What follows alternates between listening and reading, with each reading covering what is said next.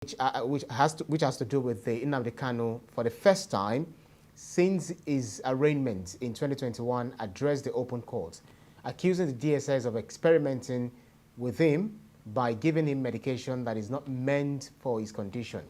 His appeal to be taken to Kuje Correctional Facility was also denied by the court. This is as it boasted that it would resolve the Southeast crisis in 2 minutes if he was released. How sound do you consider Kanu's boastful assertion? Well, I want to believe that Kanu is speaking like somebody who wants peace. You will see clearly that he picked his words carefully. He refused to say those things that will energize those who want to see Nigeria dismembered. In fact, I was shocked when he said, and I quote, the MSC, there he said, anybody conducting any form of violence or subversion in the name of Biafra is not part of our family. He's a criminal. Take note of the word subversion. Kanu is in court today, largely because of his alleged subversive activities. But I listened to him at least 4 times. I listened to that video in which he said anybody conducting any form of violence and subversion, which means that at this point, Nnamdi Kanu is interested in peace. And that's why I've always demanded that we should find a political solution to this matter. Any man who had been in jail for 2 years, to an extent, his heart will have been softened to an extent. I'm not saying significantly. So you can see that it was not difficult for Eze Chukwemeka, for Ifeanyi Uba, the senator, to go and meet Kanu in detention and get him to renounce the sit at home. The sit at home idea has been destroying the economy of the Southeast. The average Igbo man wants to open his container on a Monday morning. That is the day that some people have taken it upon themselves to say, no, you cannot conduct any form of business in the Southeast. And Kanu, in his own hand, wrote that from that time, sit at home had become abolished in the Southeast. So for him to have agreed to do that shows that, look, his position is being softened. He is interested in peace. He doesn't want to see his people being killed. Many people in the past had wondered why we will continue to have the sit at home. And they said that, look, Nnamdi Kanu, your desire is to emancipate your people, not to kill them. So they've convinced him, and you can see the way he's talking now. He said, we have come to save our people, not to enslave them. If I'm outside, no idiots can try this rubbish. They know me very well. If I'm outside, in 2 minutes, this nonsense will stop. Who is the idiot that I will give an order in the Southeast and we contravene it? Who is the bastard that will speak when I'm talking? Who is that bastard? Nobody can. I am Nnamdi Kanu. So he's saying that, look, interpretatively, Nnamdi Kanu is saying, free me. If you will free me, I will put an end to this nonsense, this insecurity, this killing of people on Monday, this sit at home that did not come from me. Because initially, what IPOB said was that sit at home will be only on days when Nnamdi Kanu is brought to court. Now, whether it's brought to court or not, some people have taken it upon themselves to ensure that people can't go out to conduct their businesses. Schools are shut in some parts of the East on Mondays. Some schools have now adjusted to open on Saturdays. So my big takeaway from this is, yes, Nnamdi Kanu has been in detention, but he wants to get out of detention. And he also said, look, if you cannot take me to the prison in Kuje, let me be placed under house arrest. You know? And I will quote him again, say, I'm seeking for a non-custodial arrangement. I don't mind house arrest. Because in this court, I will defeat the federal government. The federal government knows that I'm not guilty. My only guilt is that I am fighting for my people. Anybody using IPOB to commit crime is a criminal. It's not part of our family. Those killing people are criminals. You know? So he's asking for an arrangement that will see him being placed under house arrest so that he can look after his health properly. He said he suffers from congested heart disorder or something. Congested. He first called it congenital, and then he changed it to congested. He changed the word to congested. And he said he has lumps under his armpit because the drugs that are being supplied to him are not doing the job.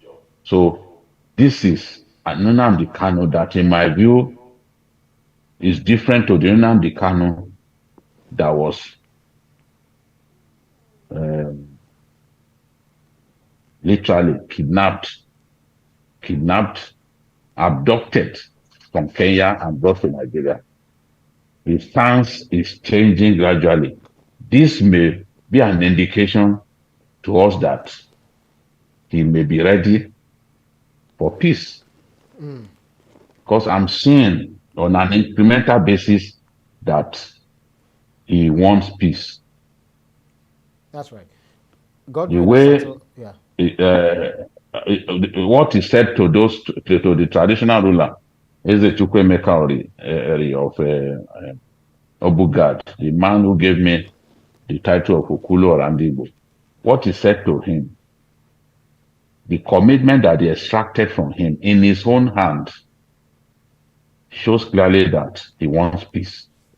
Now, telling the government that the government accusing those killing people in the name of Biafra as subversive elements is something that I find really interesting, because if you told me 3 years ago that Nnamdi Kanu would describe IPOB elements as subversive, I would have argued. So he's saying, look, let me come out, I'll fix this problem in 2 minutes. Yeah. Nobody. It's because I'm outside that it's because I'm in detention that these things are happening. Nobody talks when I'm talking. I can put an end to the insecurity in the Southeast. Right. He's sending a clear message to the government that, look, if you release me, I will solve the problem of insecurity. Right. Now, of course, I know that. Yeah, sorry to button. Let me take this comment and then I have a final question to you. Godwin Osato says, Kanu jumped bail and now he's crying foul. No hatred against Igbo. Kanu is the one dragging Igbo to the mud. Nelson at the fair, Kanu doesn't want peace. He's only saying those things like it would resolve Southeast problem in 2 minutes. He should receive judgments that sets him as example. Just Production says, crime against the state cannot go scot-free. It must face the music. Nigerians are waiting for Ekpa as well. You can't create crisis and expect freedom. And this is where I'm going. Okay, let me take this comment before I take the question. Philade or Philade or something says, he preached and encouraged violence on different social media platforms, online radio, and even in Igbo fora in the USA and Europe. Okay, that's the comment. So the question I have is, Simon Ekpa has taken over the de facto leadership of IPOB, and most importantly, the unknown gunmen. And he appears more brutal than Nnamdi Kanu, as he seems very good at killing the same people he claims to want or to wanting to liberate. Do you think Ekpa would even listen to Kanu if asked to stop his criminality?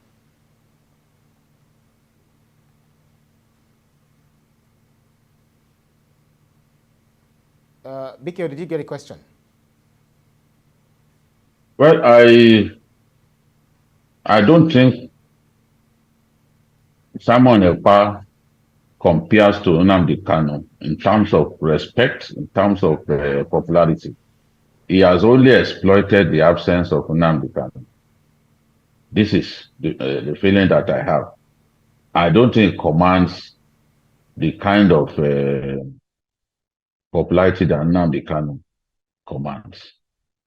And that Nnamdi Kanu has gone to jail has also harmed him, especially the fact that he won a case before now, has also harmed him some level of sympathy in the Southeast. So Ekpa is just an opportunist. He's far away from our country, but he's pushing people to their deaths all the way from Finland. I think that if the agitators were to make a choice between the two men, it would be Nnamdi Kanu. To certainly be Nnamdi Kanu, especially given the way he's talking now. He's saying clearly that we have not come to enslave the people, we have come to save them.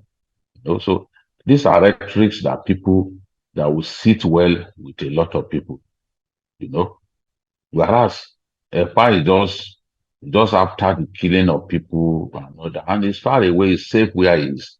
So I've always said that, look, it is possible to find a political solution that will ensure that Nnamdi Kanu relinquishes or renounces armed struggle against the Nigerian state, works for the unity of our country, and does not take up arms against our armed forces. It is possible for that to happen. I've seen it happen in other lands where people took up arms against the state, eventually agreed to drop their arms, and they were even accommodated in government.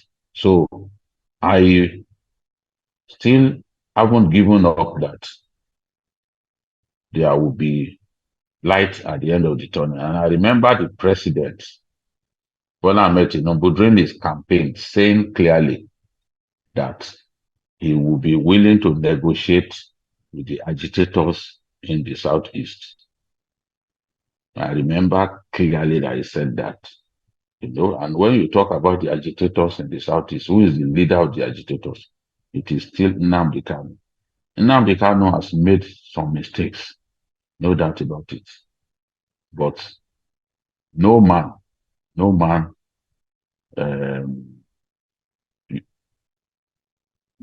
is perfect, and man by nature can retrace his steps.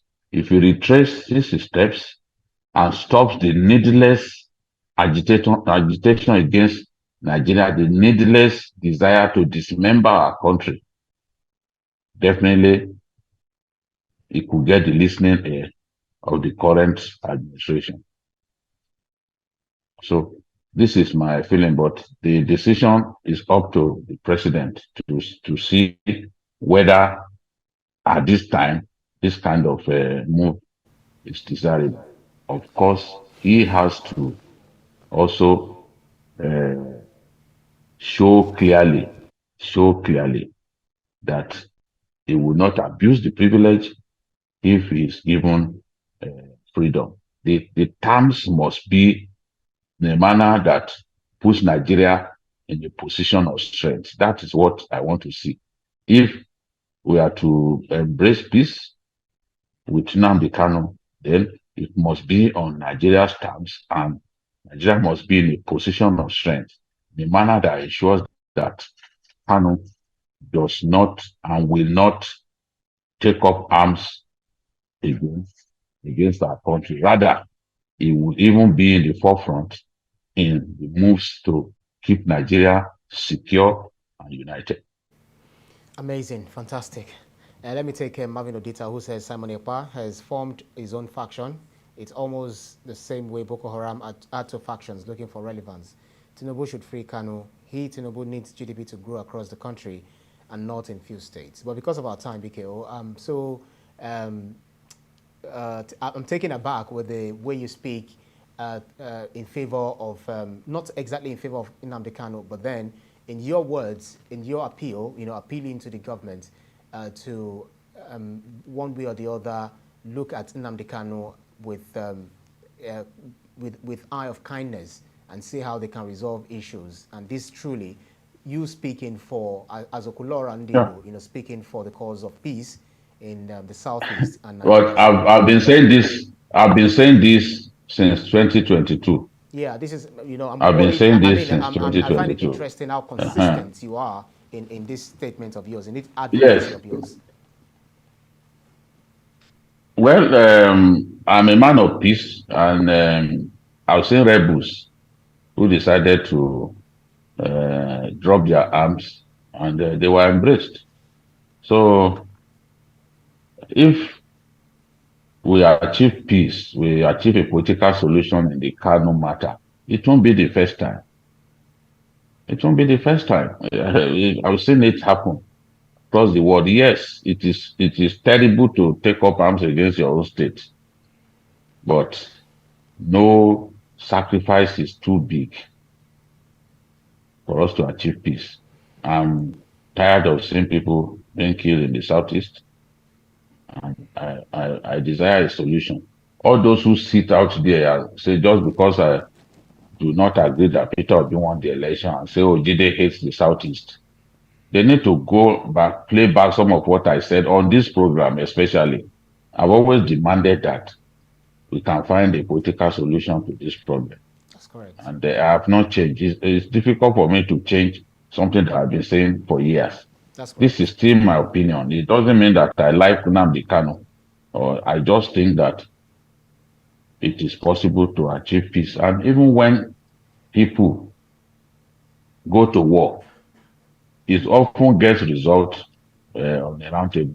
So there's nothing extraordinary about what I've said. It's just up to Kanu to show clearly that this time around he wants peace. And I think I like some of what he said, especially where he denounced subversive activities against the Nigerian nation. That is a signal to me that ultimately he will embrace the peace because it's in his own interest. In this case, he cannot defeat the Nigerian state. If he takes up arms against the Nigerian state, his defeat is sure. So, in his own interest, it's in his best interest to retrace his steps and embrace the land of his birth rather than seek to dismember Nigeria because that's a waste of time.